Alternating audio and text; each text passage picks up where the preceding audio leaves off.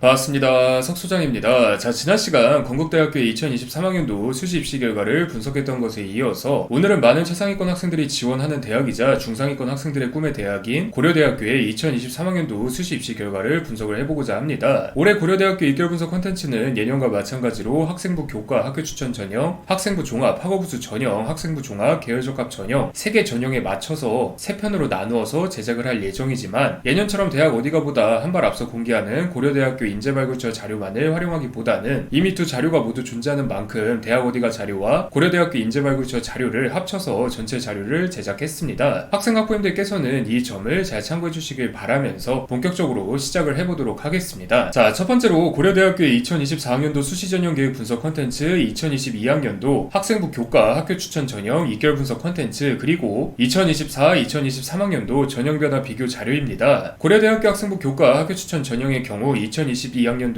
2023학년도, 2023학년도에서 2024학년도에 들어서 연속적으로 수능 최저학력 기준이 완화되는 양상을 보이고 있는데요. 2023학년도 대비 2024학년도에 들어서는 수능 최저학력 기준 완화 사항뿐만 아니라 해당 전형의 모집 인원 감소 및 학생부 교과 학교 추천 전형과 학생부 종합 학업우수 전형의 복수 지원 불가능 사항까지 겹쳐져 전형 자체의 변수가 가득합니다. 학생학부님들께서는 원하면 새 전형을 모두 복수 지원을 했던 2023학년도와 다르게 2024학년도에 들어서는 학생부 교과 학교 추천 전형과 학생부 종합 학업우수 전형 중 한 개 전형을 선택해야 한다는 점과 더불어서 일반적인 모집 단위, 특히 인문계열을 기준으로는 두 전형 모두 수능 최저학력 기준이 완화되어서 내신 등급의 효용성이 예년에 비해 비교적 줄어들었다는 점을 꼭 명심해 주시길 바라겠고요. 그 다음 자료는 고려대학교의 2024학년도 수시전형 계획 분석 콘텐츠에 있었던 양해연도 주요 전형 변화 비교 자료를 2024학년도 확정 수시 모집 요강을 토대로 업데이트한 자료입니다. 석소장이 몇 번 검수를 하기는 했지만 당시의 자료와 딱히 크게 변화되어 있는 점은 없고요. 오늘 다루는 전형인 학생부 교과 학교 추천 전형에 집중해서 살펴보도록 하겠습니다. 자, 해당 전형의 변경점 중에서 인문계열 수능 최저학력 기준 완화 이외에도 여러분이 또 하나 신경을 쓰셔야 하는 점은 바로 지원 자격의 변화라고 할 수가 있습니다. 2023학년도까지는 졸업 예정자와 졸업자 모두 지원이 가능했지만 2024학년도부터는 졸업 예정자만 지원 가능하다는 의미이기도 한데요. 고등학교 3학년 학생과 N수생 사이의 밸런스를 맞추기 위해서 고려대학교가 제시한 일종의 중재라고 해석을 하시면 쉽습니다. 해당 전형의 지원 자격을 고등학교 3학년 학생으로 한정을 시켜서 고등학교 3학년 학생들에게 활로를 제시해준 것은 명백하지만 전체 모집 인원 191명을 줄이는 동시에 고등학교 3학년 학생들이 학생부 교과 학교 추천 전형과 학생부 종합 학업우수 전형 두 전형을 모두 지원하지는 못하게 해서 N수생들을 위한 일종의 형평성을 보장해준 느낌이기 때문에 그렇습니다. 고려대학교 의도를 주관적으로 해석을 해보자면 원래 모집 인원 870명 중에서 어차피 학생부 종합 학업우수 전형으로 옮기려 했던 모집 인원과 N수생에 할당되어 있던 모집 인원을 빼는 대신 학생부 교과 학교 추천 전형에는 고등학교 3학년 학생들만 지원하게 해줄게. 그러니까 소속 고등학교에 졸업 예정자인 고등학교 3학년 학생들이 뻔히 존재함에도 불구하고 이 학생들 제치고 학생부 교과 학교 추천 전형 지원 자격을 취득할 수 있을 정도로 내신이 높은 N수생은 이제부터 수능 최저학력 기준 빡세게 채워서 학생부 종합 학업우수 전형으로만 지원을 해라. 대신 이렇게 하면 N수생에게는 너무 불리한 것 같으니까 고등학교 3학년 학생들 두 전형 복수 지원하는 건 막아주고 수능 최저학력 기준 완화 좀 해줄 테니까 적당히 만족해라의 흐름이라고 할 수가 있는 것이죠. 결과적으로 내신과 비교과가 어느 정도 보장된 고등학교 3학년 학생이라면 학생부 교과 학교 추천 전형이 압도적으로 유리하고 N수생이라면 좋든 싫든 학생부 종합 학업우수 전형에 수능 최저학력 기준을 채울 생각을 하고 해당 전형으로 지원을 해야 한다는 의미이기도 한데요. 이 두 가지 경우에 속하지 않는 고등학교 3학년 현역 학생들만 수능 최저학력 기준이 낮고 N수생 유입이 없는 대신에 1등급 구간에서는 내신이 0.05등급 떨어질 때마다 환산 점수가 0.08점 정도만 떨어지는 바람에 지원군 대부분이 교과 환산 점수는 만점인 80점에 가까운 점수를 받아서 결국 서류 20%의 영향력이 비정상적으로 높은 학생부 교과 학교 추천 전형을 지원할지 아니면 수능 최저학력 기준이 비교적 높아서 충족률이 낮고 N수생 유입이 있는 대신에 내신과 비교과에 대한 정성평가가 진행되고 1단계 선발 배수가 5배수로 높고 면접도 봐야 하는 학생부 종합 학업우수 전형으로 지원할지를 고민하시면 됩니다. 물론 그 고민 안에서 탐구 영역 수능 최저학력 기준 반영 기준 차이인 두 과목 평균 반영과 상위 한 과목 반영의 유불리 등도 함께 고민을 하셔야 하고요. 전형 구성 변화는 이래저래 많고 그에 따른 입결 변수들도 여러모로 많지만 각 전형 요소를 명확하게 살펴보면 나름대로의 지원 전략을 세울 수 있는 것이 2024학년도 고려대학교 입시의 특징이라고 할 수가 있으니까 학생학부님들께서는 이 점을 잘 참고해 주시길 바라겠고요. 2023학년도 대비 2024학년도에 들어서 성취도 과목의 한정되어 소폭 변경된 해당 전형의 교과 환산 점수 계산 방식 변화 사항을 참고하며 석 소장이 예전에 제작했던 학생부 교과 학교 추천 전형의 내신 계산 방식 콘텐츠도 함께 살펴보시는 것을 추천드리면서 본격적으로 시작을 해보도록 하겠습니다. 자, 본격적으로 이결 분석을 시작하기 직전에 학생 학부모님들께서 참고를 해주셔야 하는 점은 두 가지인데요. 첫 번째는 위에서 말씀드렸다시피 이번 콘텐츠가 고려대학교 인재발굴처 기반 입결 자료와 대학 어디가 기반 입결 자료를 모두 통합해서 제작이 되었다는 점입니다. 고려대학교 인재발굴처 기반 입결 자료는 최초 합격자와 충원 합격자를 모두 포함한 총합격자를 기준으로 대학 어디가는 최종 등록자를 기준으로 자료를 공개하고 있으니까 이 점을 최우선적으로 참고해 주시길 바라겠고요. 두 번째는 고려대학교 인재발굴처 기반 입결 자료의 공개 시점과 대학 어디가 입결 자료의 공개 시점의 타임라인 차이로 인해서 고려대학교 인재발굴처 기반 입결 자료만을 다루고 있었던 2022학년도 입결 자료를 2023학년도 입결 자료를 정리하는 김에 대학 어디가 2022학년도 입결 자료도 반영해서 업데이트를 했다는 점입니다. 양의 연도 비교 분석 자료를 위해 업데이트를 진행했으니까 학생 학부모님들께서는 꼭 2023학년도 입결 자료만 살펴보실 것이 아니라 2022학년도 입결 자료와 비교해서 지원 전략을 수립하시는 것을 추천드리도록 하겠고요. 자, 우선은 2022학년도부터